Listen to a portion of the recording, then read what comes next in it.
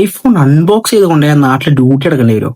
നോക്കാലോ. ഫെബ്രുവരി 2026 വന്ന baggage rules അനുസരിച്ച് 75,000 വരെ ജനറൽ ഫീ അലവൻസ് ഉണ്ട്. ഇതിൽ 2 എക്സംഷൻസ് ഉണ്ട്. ഒന്ന്, 18 വയസ്സിന് മുകളിലുള്ള ഒരാൾക്ക് ഒരു ലാപ്ടോപ്പ് എക്സംഷൻ ഉണ്ട്. പേഴ്സണൽ എഫക്ട്സിനും എക്സംഷൻ ഉണ്ട്. നമ്മളെ കയ്യിലുള്ള മൊബൈൽ ഫോൺ അടക്കം നമുക്ക് ഇതിൽ ക്ലെയിം ചെയ്യാം.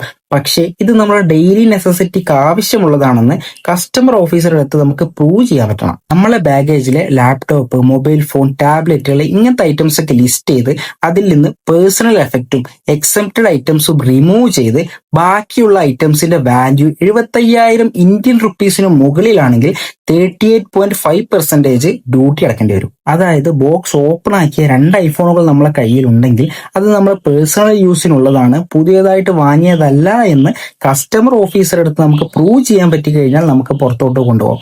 അല്ലാത്ത പക്ഷം ഏത് ഐറ്റംസ് ആയാലും 75,000 ഇന്ത്യൻ റുപ്പീസിന് മുകളിലാണെങ്കിൽ അതിന് ഡ്യൂട്ടി അടക്കേണ്ടി വരും. കൂടുതൽ ഡീറ്റെയിൽസ് എന്തെങ്കിലും അറിയണമെന്നുണ്ടെങ്കിൽ കമന്റിൽ ഇട്ടോളി, പറഞ്ഞുതരാം. നാട്ടിലേക്ക് ഐഫോൺ കൊണ്ട് പോണ ചങ്ങായിക്ക് ഇത് അയച്ചു കൊടുത്താളി.